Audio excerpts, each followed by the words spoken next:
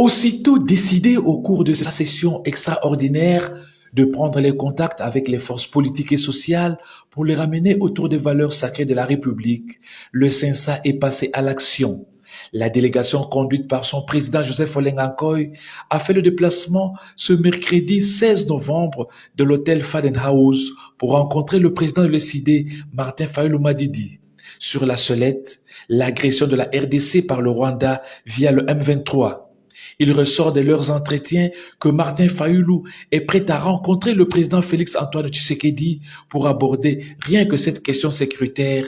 Patriotisme oblige.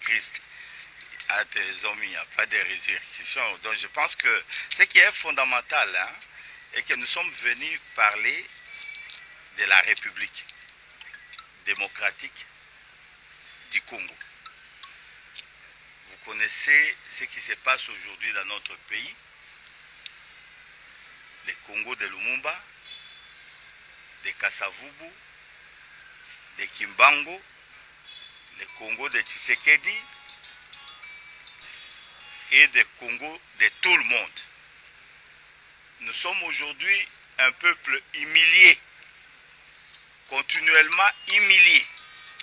Moi je crois qu'à un moment donné de l'histoire, il faut aller avec tous les citoyens, leurs fils et filles du pays, pour voir ensemble, comme nous l'avons toujours dit,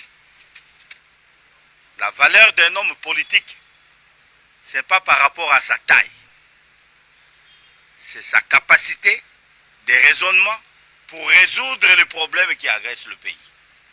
C'est comme ça que nous avons pensé utilement venir voir le président Fayulu pour discuter avec lui sur le Congo. Ce que je dois vous dire, nous sommes surpris de sa grande ouverture. Parce qu'on ne peut pas arriver à trouver des solutions du pays sans la cohésion interne. Et dans la cohésion, il faut essayer qu'on aime, essayer qu'on n'aime pas, pourvu qu'il soit des citoyens de ces pays-là. Dans la cohésion, il faut que tout le monde, que tu sois au pouvoir, que tu sois dans l'opposition ou ailleurs, il faut à un moment donné, il faut que les gens se parlent, qu'ils discutent autour des valeurs de la République, pour voir qu'est-ce que nous devons faire pour sauver notre pays. Vous savez, nous avons vu le Soudan. Les gens croyaient que c'était un dessin animé. Et vous voyez qu'aujourd'hui, le Soudan est divisé. Il y a le Soudan du Sud, il y a le Soudan du Nord.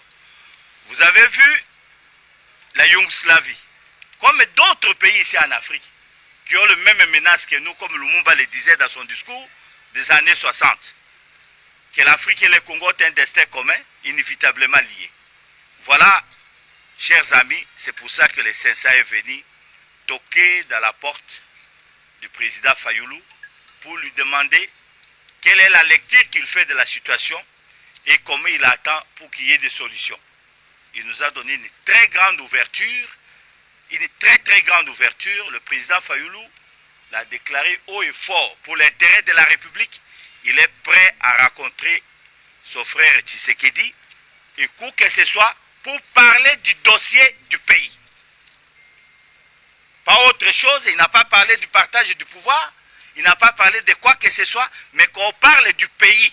Et je crois que c'est la plus bonne nouvelle que moi j'ai eue et je crois que ça sera quelque chose que l'opinion pourrait être content de voir les deux frères, les 3, les 4, les 5, les 8, les 10, les 20, qui peuvent être ensemble pour parler du Congo. Voilà pourquoi nous sommes. Peu avant, l'équipe de Joseph Olenga Nkoy avait échangé avec le président honoraire du Sénat, Léon Kengo-Adondo, qui a mis sa riche expérience d'homme d'État au profit de la paix à retrouver dans le pays. Il faut dire que le CENSA entend poursuivre sa démarche auprès d'autres acteurs actifs du pays.